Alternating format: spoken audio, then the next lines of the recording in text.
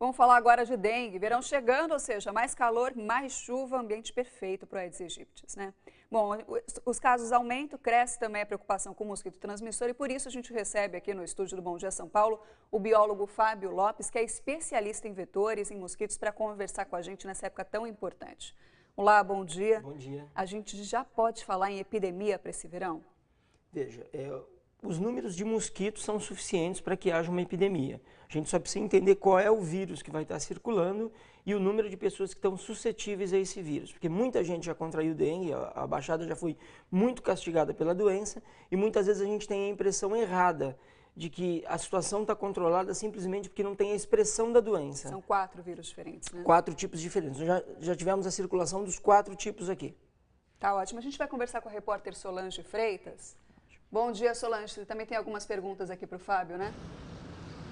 Oi, Tatiana, bom dia para você, um bom dia para o Fábio, bom dia a todos. É porque a Baixada Santista vai receber R$1 milhão do Ministério da Saúde exclusivamente para o combate à dengue, né? Essa verba vai ser distribuída entre as 9 cidades e para receber esse dinheiro, todas as prefeituras tiveram que apresentar o plano de combate à dengue para este ano. Aí a gente pediu para todas as prefeituras apresentarem os números da dengue neste ano.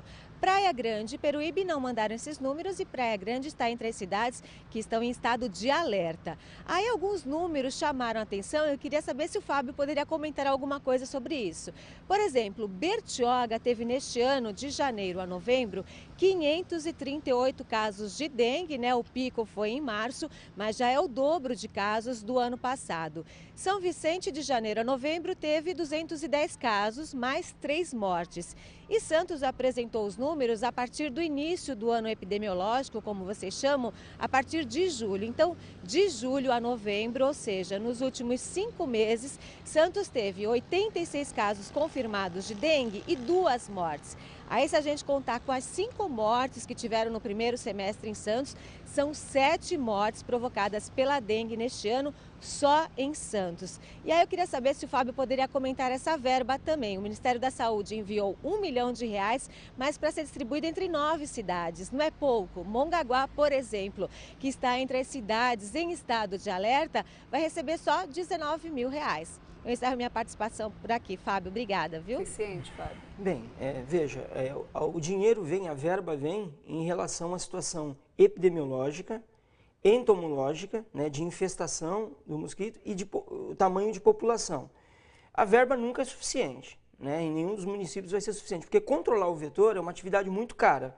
E ainda mais da maneira como a gente controla, né? Chamando a responsabilidade para o poder público, que não tem a capacidade de fazer o controle nas casas como deveria. Então, se não houver ajuda da população, você pode dobrar a verba, não vai ser suficiente. É necessário que haja participação efetiva da população cuidando dos seus domicílios, para que pelo menos as prefeituras, né, os órgãos de controle consigam cuidar dos próprios municipais e fazer a visita. E tem subnotificação? A gente pode acreditar nesses dados passados pela prefeitura? Não, toda doença infecto-contagiosa tem subnotificação, ainda mais doenças explosivas. A gente sabe que quando a pessoa vai ao médico, simplesmente receita-se um medicamento, o tratamento é sintomático e muitas vezes, por uma comodidade, a pessoa não volta ao médico, não há notificação, né? Ou não vai ao médico numa primeira vez porque tem casos na família e sabe que é dengue. Então, muitas vezes a gente sabe que a subnotificação para dengue chega até de 1 a 20, ou seja, de cada caso